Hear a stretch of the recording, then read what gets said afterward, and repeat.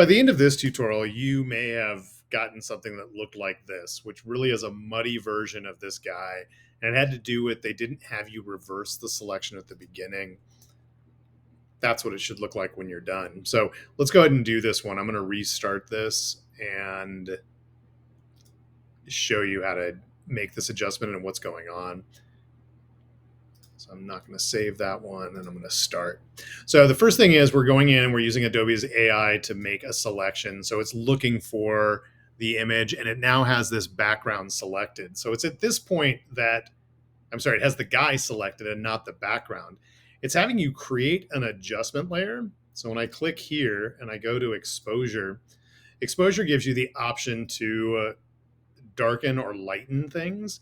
It gave us this mask that's around this, but that mask is only affecting the guy. Remember, white reveals or shows the effect. Black, like turning the lights off, hides the effect. So right now, when we go here to change this preset to -1 exposure stop lower, if you took photography, you learned about exposure stops where you can compensate for making your image darker or lighter actually in the camera. So this is Photoshop's way to digitally do that. This is darkening the exposure one full f-stop. So with this, what we're going to do is we need to reverse this mask. So when I click on this mask, I can click invert right here. Now that's darkening up the background. So you can see that was the guy. There's the background. We're trying to make him stand out more from the background. So that one piece right there, they had messed up on. Then the rest of this should work fine. We're going to actually adjust the gamma correction on this. Now, notice there's no gamma right here because the mask is selected. If I select the adjustment, now this changes.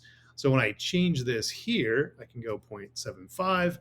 That just kind of adjusts the color. It kind of darkens the mid-tone colors inside of that background. Then when I click on next, we're going to do some things to create some vibrance. We're going to reduce the amount of vibrant color. So when I come here, I can choose vibrance and then click next. And then I'm going to drag the vibrance slider right here by about down to about -50 or so. And what that does is that takes out and strips out some of the color that was in that particular portion. But it's actually, notice when I did this, it's sucking out the color of his skin tone. So we need to actually make this a clipping mask. A couple different ways to do that. You've got the layer, create clipping mask. If you have this one selected, up here in the properties, there's a little clipping mask button, or in between these two, when you press the option key and you move your mouse down in between the border of one layer and another, it will give you this little hook arrow, this little clipping mask arrow. If I click on that, it will clip that color there. So you can see it's kind of taking some of the blue and some of the oranges out of the reflection of that particular building. And then when I click next, it's just talking about doing exactly that, is making that particular adjustment, telling you what that thing did, and then it's having you make the clipping mask. I just showed you a different way of doing it. If I go here, it's not giving me the option to make because I already did. So then when I release it, I'm going to go ahead and remake it by holding my option key and clicking there. I click on next, and you can see the difference between the background and now he really pops out from the background a lot more.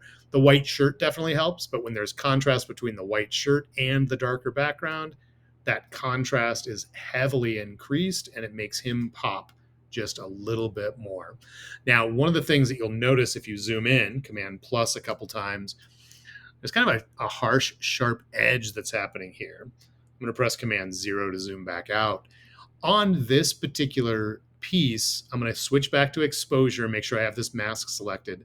The feathering will soften the edge. In fact, I'm going to zoom in just a little bit so we can see. I'm just pressing Command plus a couple times, and I'm holding down my space bar now and dragging this down so I can see the edge of this.